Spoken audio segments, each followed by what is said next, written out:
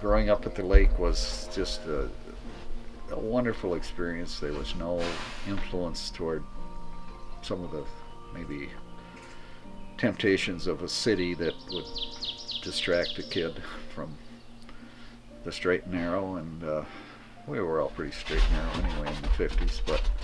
And then as I got in high school,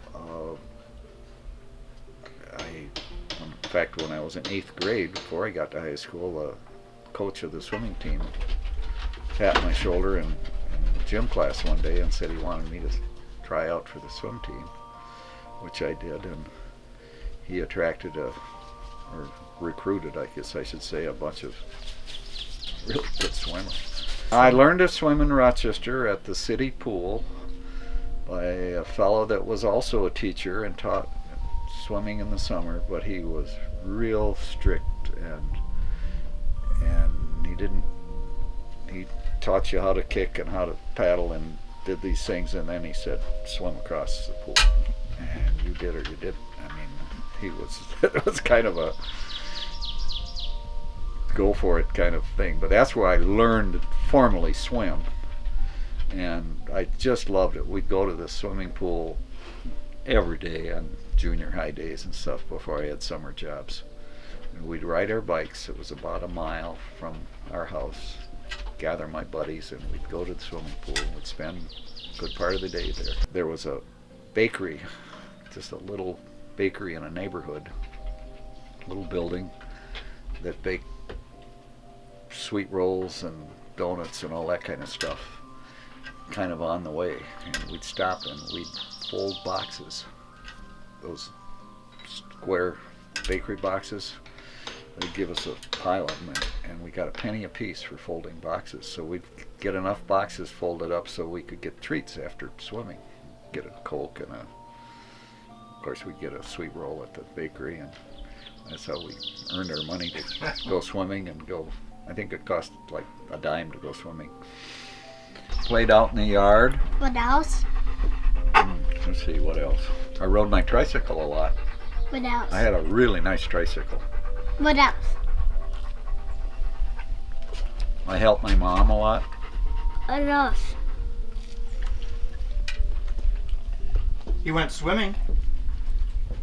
You told Grandpa that you go swimming too? Uh-huh. In 8th grade gym class, and the coach of the swimming team, whose name is Ivar Silvernagel, invited me and then a bunch of other guys in my class to join the team. And he had just come to Rochester the year before, or maybe 2 years before, from another school, and he was trying to build a swim team. So in 8th grade, toward the end of the swimming season, I was recruited on the team and started swimming and doing reporting for practice and so forth. And we had a very small old pool in this Kaufman building, which was our high school, and the high school was right next to Central Junior High, and there was this tunnel that went in between the two, and when we have classes we'd have to go through the tunnel, which was always a fun experience.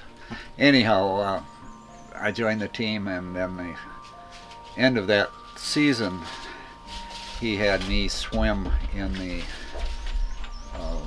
regional finals.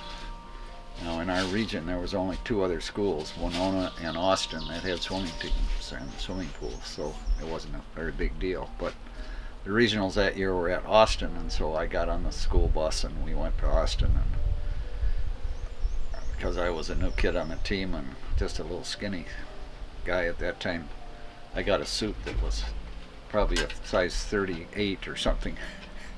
So I tried to tie it around myself the best I could, and when it was my turn to swim and for the qualifications, I dove in the pool and my suit ended up around my ankles.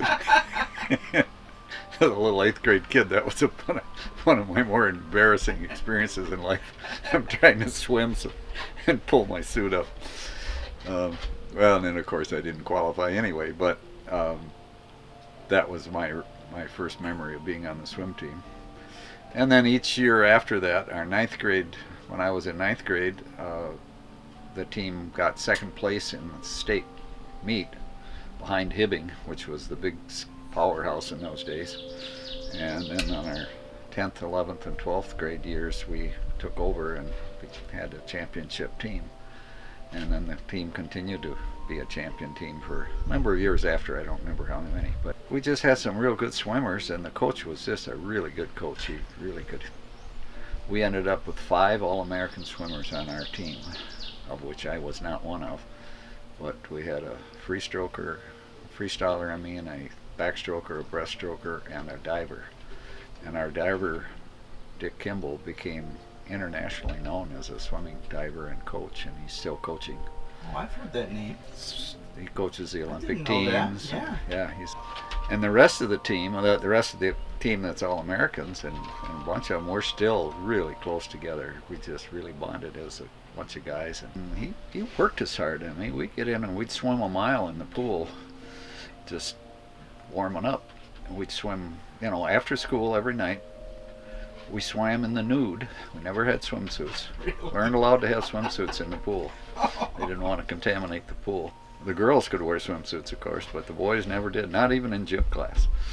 And so we played a lot of little tricks on one another. We'd get some Ben Gay or something and rub it on some parts of our body that would really irritate us when we got in the water.